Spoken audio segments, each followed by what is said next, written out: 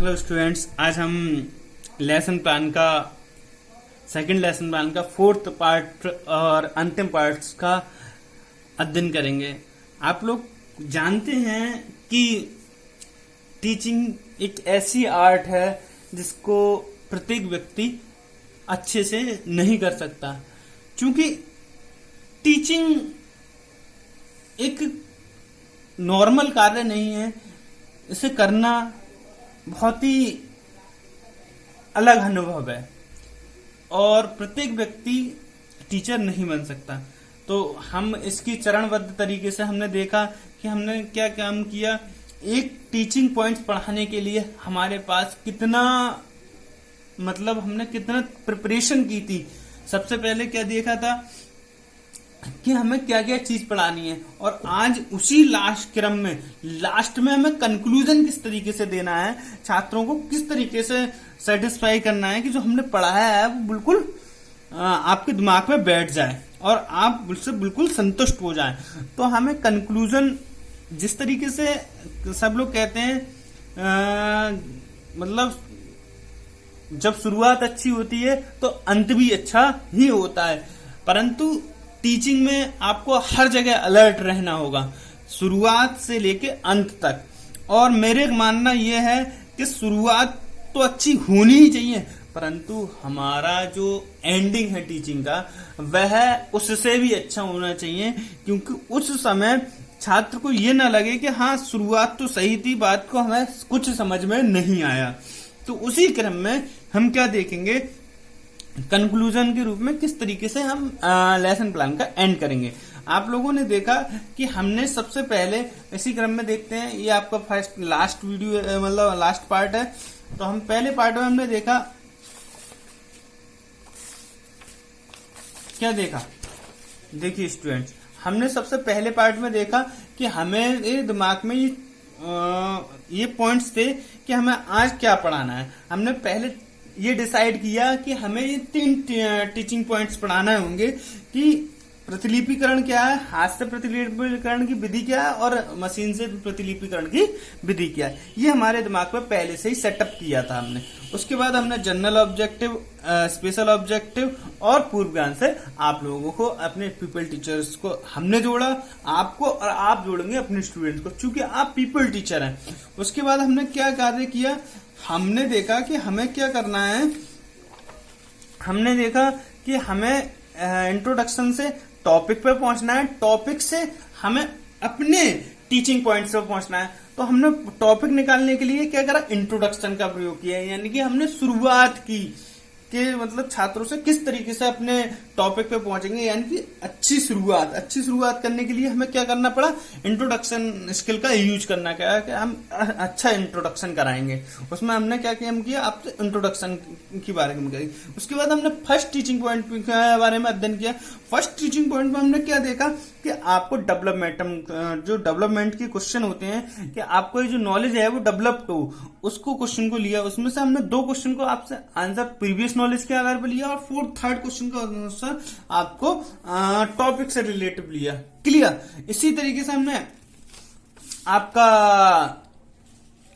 Second teaching point लिया, जिसमें हमने डेवलपमेंट क्वेश्चन और फिर अपना एक्सप्लेनेशन, और उसके बाद हमने मशीन के द्वारा विधि के में भी यही किया, पहले डेवलपमेंट क्वेश्चन, उसके बाद उसका जो क्वेश्चन है विकासात्मक क्वेश्चन वो। उसमें ये भी चीज देखी हमने कहाँ डेमोन्स्ट्रेशन करना है, किस तरीके से वो करना है, और बात को हमने जो पढ़ाया है उसका मूल्यांकन करते रह गए। अभी तक तो हमने क्या क्या सीखा, केवल अपने जो टीचिंग पॉइंट से 1 to 1 आप उसको पढ़ाते गए, परंतु ये लास्ट पार्ट होता है वह सबसे इंपोर्टेंट होता है। ये हमें सब कंक्लूजन के रूप में बात करनी पड़ती है। देखिए संक्षिप्तीकरण क्या होता है, संक्षिप्तीकरण समराइजेशन। हमने ये 3 टीचिंग पॉइंट पढ़े, उनको समराइज किस तरीके से करना है। सैमपट पे वो पढ़ते समय हम बताएंगे कि हमारे पास ये सैमपट बन जाएगा उस समय तक जब हम टीचिंग एंड कर रहे होंगे। जैसे हमने पहला टीचिंग पॉइंट पढ़ाया तो पहला जो व्याख्या करने के बाद उसे क्या कर लिया होगा, ब्लैक बोर्ड पे लिख लिया होगा। उसी तरीके से सेकंड टीचिंग पॉइंट पढ़ाया, उसे लिखना व्याख्या करने के बाद ब्लैक बोर्ड पर लिख लिया होगा। उसके बाद थर्ड टीचिंग पॉइंट पढ़ाया होगा और उसे भी लिख लिया होगा। तो ये पूरा जो बोर्ड होगा आपके सामने, स्टूडेंट्स के सामने, आप पीपल टीचर हैं आपके सामने होगा। तो हम इसे समराइजेशन करेंगे, यानी कि छात्रों को अपने पॉइंटर से, जैसे हम पॉइंटर ये पेन को मान लेते हैं, उसको हम प्रतिलिपि का अर्थ बता दिया छात्रों को एक समरी के रूप में। उसके बाद हमने हाथ से प्रतिलिपिकरण के रूप के बारे में एक समरी के रूप में बता दिया। उसके बाद हमने मशीन द्वारा प्रतिलिपिकरण की विधि का एक समरी के रूप में अर्थ बता दिया। अब छात्रों से कहेंगे कि छात्रों हमने आज इसके बारे में अध्ययन किया, एनी डाउट, कोई भी चीज पे आपको डाउट हो तो आप पूछ सकते हैं। तो छात्र आप में से कोई ना कोई चीजें आपसे पूछ लेगा, और नहीं पूछेगा तो हम क्या करेंगे, अब हम क्या काम करेंगे, जो सैमपट कार्य था उसको स्थायीकरण करने के लिए उसे दिखा देंगे कि भी ये अब आपके कॉपी हो गया, इसे आपका कर ले, कॉपी कर लें। हमने सैमपट कार्य को पूरा फाइनल टच दे दिया। फाइनल टच देने के बाद हम क्या कहेंगे कि आप इसको कॉपी कर लीजिए। उसके बाद निरीक्षण कार्य, निरीक्षण कार्य का क्या होता है कि भाई अब हम क्या करेंगे कि हमारी क्लास में एक से बच्चे तो सब होंगे नहीं, इतने सिंसियर नहीं होंगे कि मन में ब्लैक बोर्ड कर दिया तैयार, अब सारे के सारे बच्चे उसे उतार रहे हो या उसे कार्य को कर रहे हैं। तो हम क्या करते हैं, हम अपने स्टूडेंट्स के जो क्लासरूम है उसमें टहल के देखते हैं कि कौन कौन बच्चा उस कार्य को उतार रहा है और कौन कौन बच्चा उसे उतार नहीं रहा है। उसके बाद हम क्या करते हैं कि अपने स्टूडेंट्स से कहते हैं, स्टूडेंट्स क्या काम कर रहे हैं कि आपको हमने कल क्या कार्य दिया था, हम निरीक्षण कर रहे हैं कि भाई कौन कार्य कर रहा है कौन नहीं कर रहा है, और इंस्ट्रक्शन देते चल रहे हैं कि आप ये गलत कर रहे हैं, आप ऐसे करें, आप ऐसे नहीं ऐसे करें।